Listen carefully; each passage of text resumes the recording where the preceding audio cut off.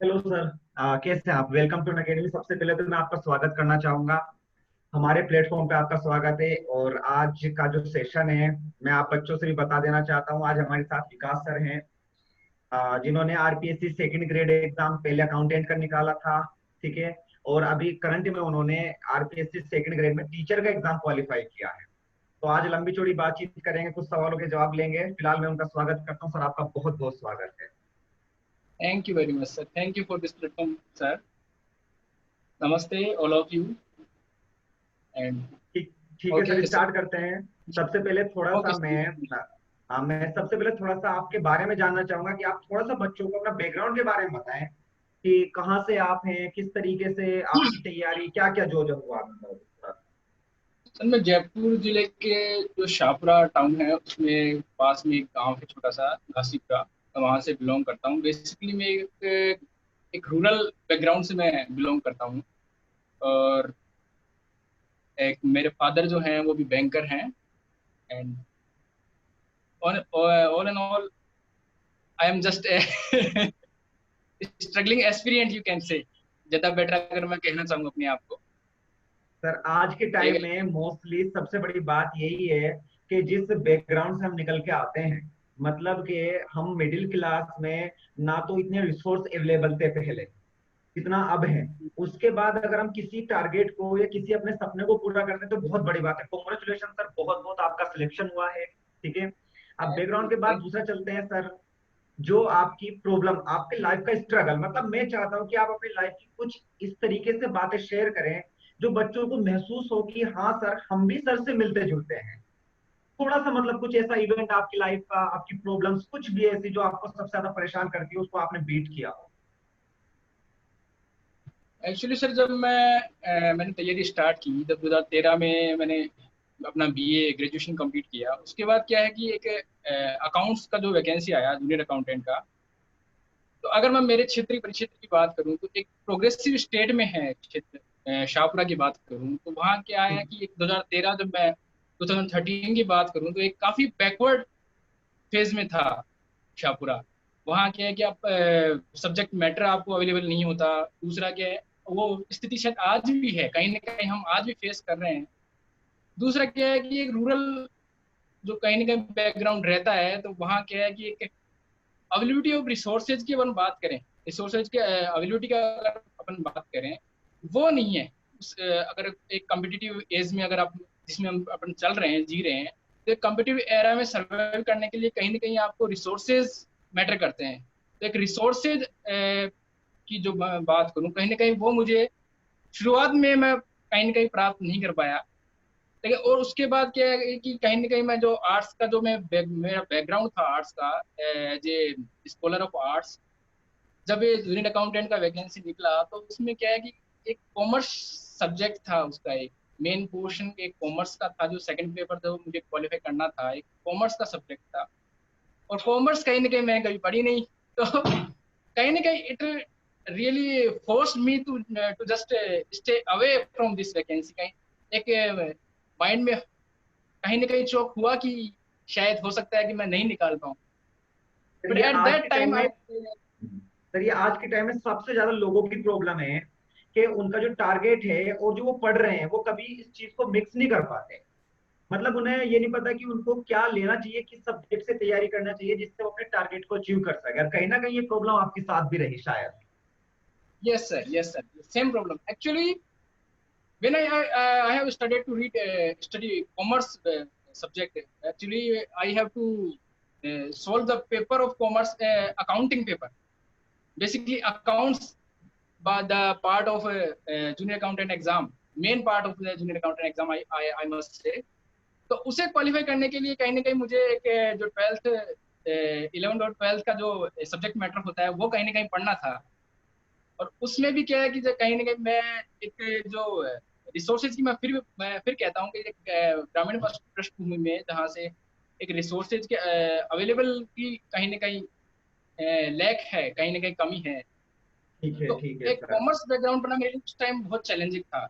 एक सबसे बड़ा चैलेंजिंग एस्पेक्ट कहीं ना कहीं रहा जो मेरे लिए कॉमर्स सब्जेक्ट था कहीं ना कहीं। ये बाकी सर। जैसे ज्यादातर पोर्शन था उसमें जीके वगैरह, जीके वो काफी हद तक मैंने कवर किया, लेकिन क्या है कि कहीं ना कहीं अकाउंट से जो पढ़ना था, तो मैंने कहीं से कहीं नोट्स और कहीं ना कहीं एक जुगाड़ जुगाड़ कहीं ना मतलब कहीं किया आपने और फाइनली आपने बहुत प्रॉब्लम मैं फेस चल की रही। है, हम समझ सकते हैं।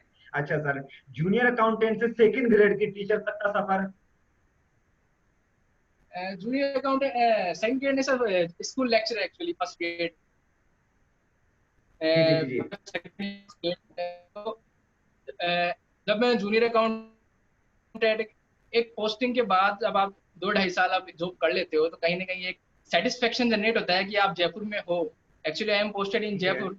तो एक सेटिस्फेक्शन जनरेट होता है कि आप एक जयपुर सिटी में वेल इस्टेब्लिश्ड एक अच्छे पद पे पोस्टेड हो। कहीं ना कहीं जूनियर अकाउंटेंट एक अच्छा पोस्ट मानी जाती है। तो एक वहाँ पोस्ट होने के बाद कहीं ना कहीं क्या है कि जूनियर अकाउंटेंट की अगर मैं बात करूँ, उसमें हार्डशिप्स जो होती हैं, आप जो कर रहे हो साथ साथ में आपको तैयारी भी करनी है। और जहाँ तक ये इसकी स्कूल लेक्चर की बात करूँ, उसमें एक वास्ट सिलेबस आपके सामने होता है कि कहीं ना कहीं या तो आरएस की आप तैयारी कर लो या फिर जूनियर अकाउंट लेक्चर कहीं ना कहीं पढ़ लो। तो काफी लंबा चौड़ा सिलेबस भी आपके सामने होता है।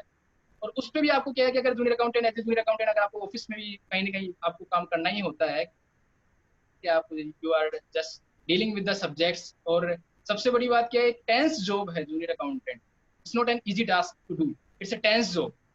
ठीक है। you are just ठीक dealing है। with the problems you are facing, the files coming your at your seat, and you have to deal with, and in regards to rules actually। तो कहीं ना कहीं रूल जूनियर अकाउंटेंट में आपको पढ़ना पड़ता है। एक जॉब ऐसी है कि आप उसमें भी पढ़ते रहते हैं, रूल्स वगैरह आप पढ़ते रहेंगे। और इसी के साथ साथ आपको जूनियर लेक्चर की तैयारी करनी है। तो कहीं ना कहीं वो काफी टफ था कि मैं इसको क्रैक कर पाऊँ। और उस पे भी क्या है कि कहीं ना कहीं जो एक माहौल सा क्रिएट किया गया था इस बार जूनियर लेक्चर की वैकेंसी के आसपास भी, कि एक काफी हर्डल्स थी कि लोग पता नहीं एग्जाम हो पाएगा कि नहीं हो पाएगा। जब तक 3 तारीख तक, शायद ये लास्ट 3 तारीख से शुरू हुआ है एग्जाम इस साल 3 जनवरी को। तो ठीक कहीं ना है। कहीं कुछ हर्डल्स थी कि एग्जाम होगा नहीं होगा। तो एक उसमें भी क्या है कि मैं 2 बार छुट्टियां पहले ले चुका था। तो कहीं ना कहीं आपका प्रोबेशन भी एक्सटेंड हो चुका था। मेरा प्रोबेशन जैसे 2 साल में आप जो जॉब करते हो सरकार में, 2 साल की जॉब में प्रोबेशन होता है आपका। तो उसमें अगर 1 मंथ से ऊपर अगर आपकी छुट्टी एक्सीड करती है, तो उस केस में आपको प्रोबेशन एक्सटेंड हो जाता है। मेरा प्रोबेशन पहले एक्सटेंड हो चुका था इसी चक्कर में, क्योंकि लास्ट ईयर भी एग्जाम थोड़ा सा पोस्टपोन हो गया था, इस बार आ गया था इस साल। तो इस बार थोड़ा ऐसे माहौल से क्रिएट किया गया था कि कहीं ना कहीं एग्जाम पोस्टपोन हो सकता है। और वही एक हैवक से क्रिएट कर दिया गया था कि कहीं ना कहीं पता नहीं एग्जाम हो या नहीं हो। And in that case I have to decide that you have to take leave or just stay with your official work. That's the biggest decision I think I have taken in my life till now. चलिए sir, congratulation फिर से बहुत बहुत। ठीक है, आसान नहीं होता कि आप जॉब में रहने के बाद किसी टारगेट को अचीव करें। आज के टाइम में हमारी जैसे बहुत सारे स्टूडेंट हैं, वो कहते हैं कि सर मैं फैमिली के बीच में नहीं रह के पढ़ पाता, मैं स्कूल में पढ़ाती हूँ या पढ़ाता हूँ, उसके बाद मैं नहीं पढ़ पाता। तो आप उन सब के लिए एक इंस्पिरेशन है कि आपने जूनियर अकाउंटेंट मतलब एक ऐसी जॉब में रहने के बाद जो खुद एक प्रॉब्लम से भरी हुई थी, जहां खुद आपको सीखना पड़ रहा है, नए नए रूल पढ़ने पड़ रहे हैं, उसके बाद आपने अपना फर्स्ट ग्रेड का या जो भी आरपीएससी क्वालिफाई करने की कोशिश करी और उसके बाद निकाला भी। ये बहुत बहुत मतलब हिम्मत की बात है, ये हिम्मत ही कह सकते हैं सर। ठीक है। चलिए सर। ओके सर, एक छोटा सा सवाल मतलब मेरे दिमाग में बना। जब आपने तैयारी 2013 से लेके और 2020 मतलब एक 7 साल का गैप आ गया, तो आप रिसोर्स के हिसाब से क्या बदलाव देखते हैं उस हिसाब से, और आज के हिसाब में क्या बदलाव? I think the biggest change जो अभी आया है 2013 से लेके 20 में, कहीं ना कहीं एक प्लेटफॉर्म्स जो अभी जनरेट हुए हैं, लाइक ऑनलाइन प्लेटफॉर्म्स, ऑनलाइन ठीक है। स्टडी प्लेटफॉर्म जो जनरेट हुए हैं, वो कहीं ना कहीं इतने हेल्पफुल हो चुके हैं आज की तारीख में। तो उस टाइम एट दैट टाइम 2013 की जो मैं बात करूँ, तो उस टाइम ऐसा कोई प्लेटफॉर्म मेरे पास अवेलेबल था ही नहीं जहां मैं सोच सकूं कि मैं yes I can get that subject matter essential for to qualify the exams. तो एक प्लेटफॉर्म्स जो जनरेट हुए हैं, मुझे कहीं ना कहीं लगता है कि काफी हेल्पफुल हैं फॉर फ्यूचर पर्पजेज, अगर आप कैसी भी एग्जाम, कोई भी एग्जाम अगर आप फाइट आउट करना चाहते हो, तो कहीं ना कहीं ये जो प्लेटफॉर्म जनरेट हुए हैं, मुझे लगता है काफी बड़ा बदलाव आया है। तो कहीं ना कहीं अभी एक कोविड का जो सिनेरियो भी अगर आप देखें, एट प्रेजेंट बिल्कुल कोविड बिल्कुल सर सिनेरियो भी बिल्कुल। है, जो क्लासेस हैं वो अभी शायद आप पता नहीं कब कंटिन्यू हो पाएंगी, इसका कोई पता भी नहीं है। तो उस रेफरेंस में भी अगर आप देखें तो कहीं ना कहीं online platform is far better than the basic classroom, जो एक सीन है, आप बेसिक क्लासरूम जो मेथड है, उससे कहीं ना कहीं ऑनलाइन प्लेटफॉर्म काफी बेटर एक चॉइस बन के उभरा है इस मतलब ये कह पूरे सकते पीरियड हैं में। कि अगर बच्चा पढ़ने वाला है और वो पढ़ना चाहता है तो वो ऑनलाइन में एक ऑफलाइन से ज्यादा बेहतर कर सकता है। वाई क्योंकि नॉट, वाई नॉट सर। एक तो घर रहने का मौका, बिना ना आने जाने का टाइम बच रहा है, तो घर पे रह के बहुत अच्छे से तैयारी कर सकता है, ऐसा कहा जा सकता है। नहीं sir, actually the biggest thing the online matter poses, I think biggest quality है ऑनलाइन, अगर मैं प्लेटफॉर्म की बात करूं तो कहीं ना कहीं क्या है कि access to subject matter, okay. That's the main thing. ठीक है। कहीं ना कहीं क्या है कि सब्जेक्ट मैटर का जो एक्सेस आपको मिल रहा है घर बैठे, कहीं ना कहीं हम्म। वो काफी बड़ा बेनिफिट है, और एक काफी बेहतर टीचर्स के का आपको मिल रहा है मौका, आप उनसे सुनने का, उनसे इंटरेक्शन करने का। तो कहीं ना कहीं एक काफी बेहतर चीज है ये, मैं ये मानता हूँ ऑनलाइन प्लेटफॉर्म। चलिए अच्छी बात है बेसिकली सर। तो ये एक बदलाव आपने देखा कि आज का जो मतलब सिनेरियो बदला है, उस वक्त के सिनेरियो से बेहतर है। मतलब अगर आज बच्चा कोशिश करे तो वो बिल्कुल। आराम से निकल सकता है। लेकिन सर इसके साथ साथ कंपटीशन भी टफ हुआ है। हाँ, ये बात है, कंपटीशन टफ हुआ है। इसके साथ साथ कंपटीशन भी टफ हुआ है। तो कंपटीशन को बीट करने के लिए आपके हिसाब से और स्टूडेंट के अंदर क्या होना चाहिए? I think the student requires the most important thing, जो आप एक स्टूडेंट में आप देखते हैं कि एक कंपटीशन फाइट आउट करने के लिए तो मुझे लगता है कि how forcefully hits hits the target, that's the important thing. आप कितने फोर्स के साथ अपने टारगेट की तरफ जाते हैं, वो महत्व रखता है कहीं ना कहीं। क्योंकि आपके पास क्या है कि ये ठीक है कि आपको कंपटीशन काफी टफ हुआ है, काफी चीजें हैं, शायद वैकेंसीज काफी कम हो गई हैं, अगर मैं अभी कुछ महीनों से कंपेयर करूं तो शायद वैकेंसीज आ भी नहीं रही हैं, और एक large amount of students are in participating in these exams. तो कहीं ना कहीं कंपटीशन टफ हुआ है, इसमें कोई संदेह नहीं है। लेकिन वही बात है सर, आपको क्या है कि एक सीट चाहिए खाली, you exactly. Just want one seat actually. Exactly, and लड़ाई एक ही सीट की है।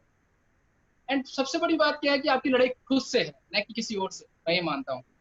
बिल्कुल। आपकी अपनी अपनी कमियों को आइडेंटिफाई करिए, और आप बेहतर कर पाएंगे आगामी एग्जाम्स में, ये मुझे पक्का यकीन है। जो मैंने इस 7 साल में जो मेरा एक्सपीरियंस है, उसी से कहता हूँ कि कहीं ना कहीं आपकी जो कमियां हैं आप उनको आइडेंटिफाई करते जाइए, उनको हटाते जाइए, फिर देखिए better results are awaiting you, I think. ठीक है सर। काफी लोग मतलब मैसेज करते हैं, बात करते हैं बच्चे कि सर मैंने बहुत मेहनत से एग्जाम दिया, मेरा 2 नंबर से रह गया, या मेरा फाइनल में नंबर नहीं आ पाया।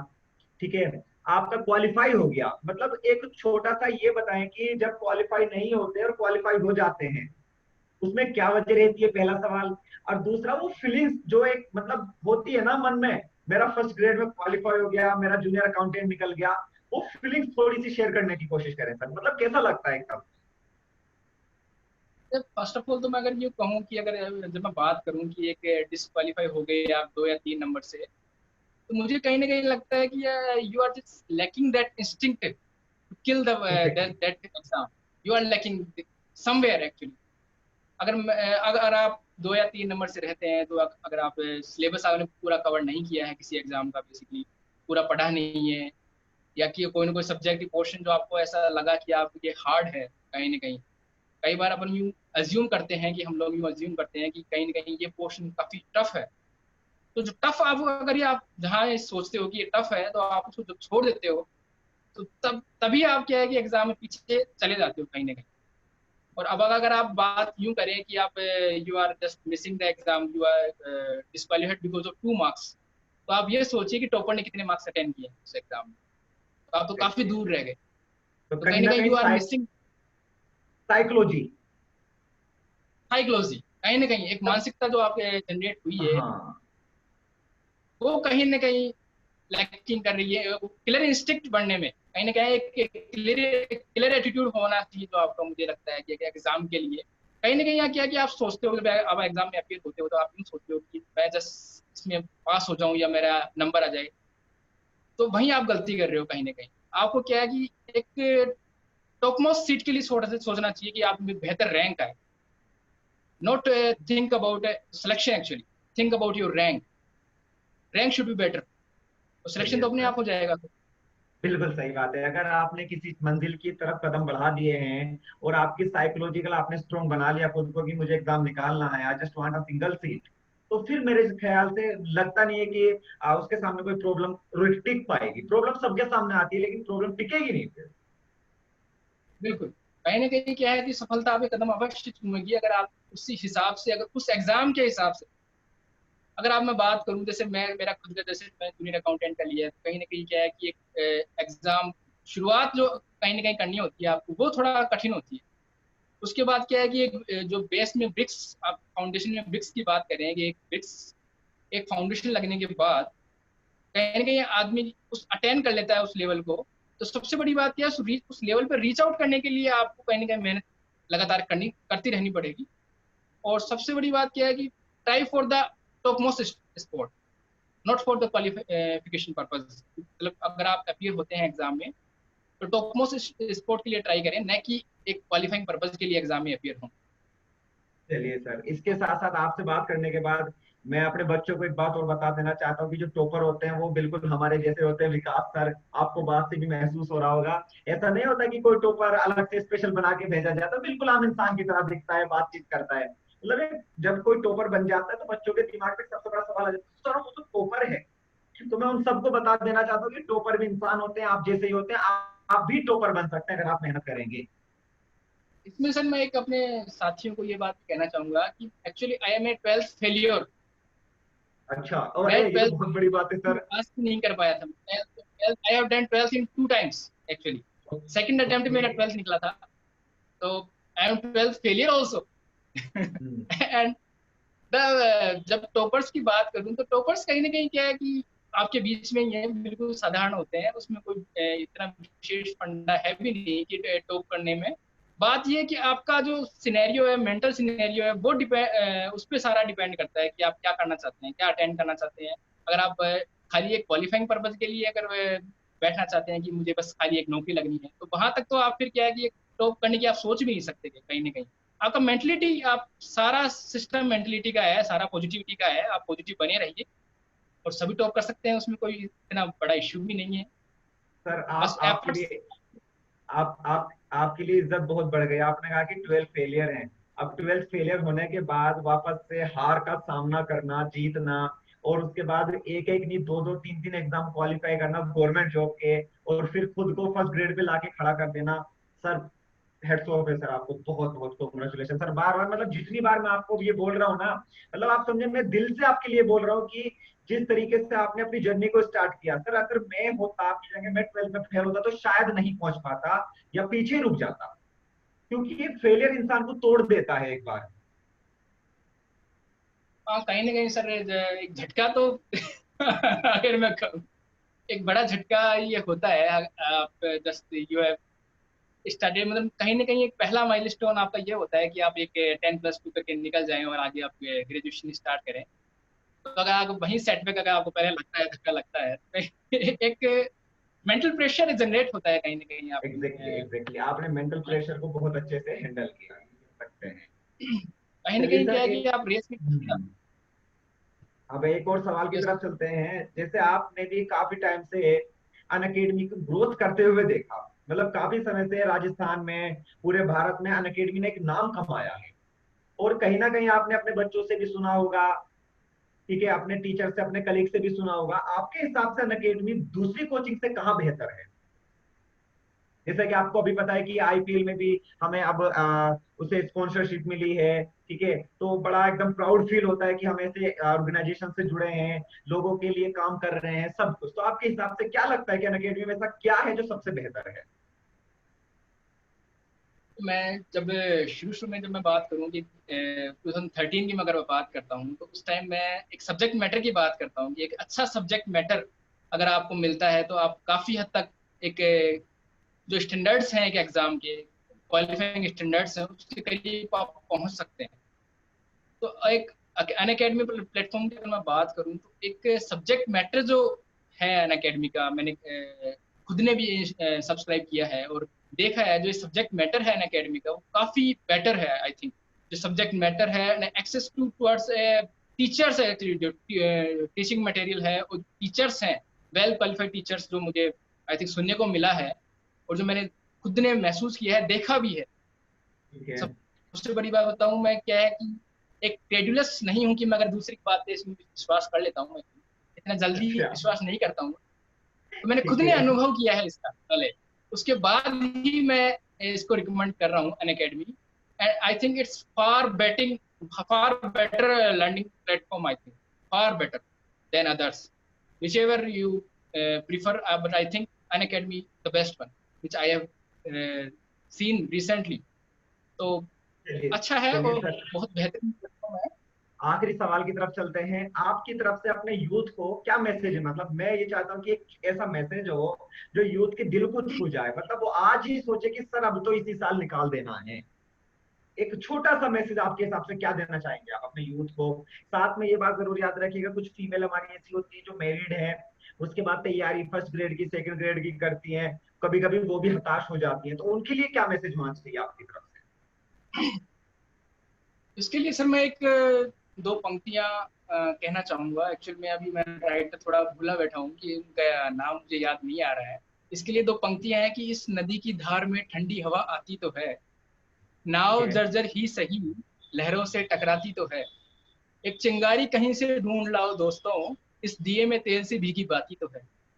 तो मतलब होप्स, बहुत बढ़िया आप सर, बहुत हमेशा बढ़िया सर। होपफुल बहुत रहें। बढ़िया। सबसे बड़ी बात ये है कि आप होपफुल रहें, फोकस रहें। सबसे बड़ी, मैंने ये देखा है कि आप अक्सर महसूस किया है कि आजकल जो एक बैकग्राउंड है, जो जो एक्सपीरियंस हैं, एग्जाम एक्सपीरियंस हैं, वो कहीं ना कहीं एक फोकस लैक कर रहे हैं।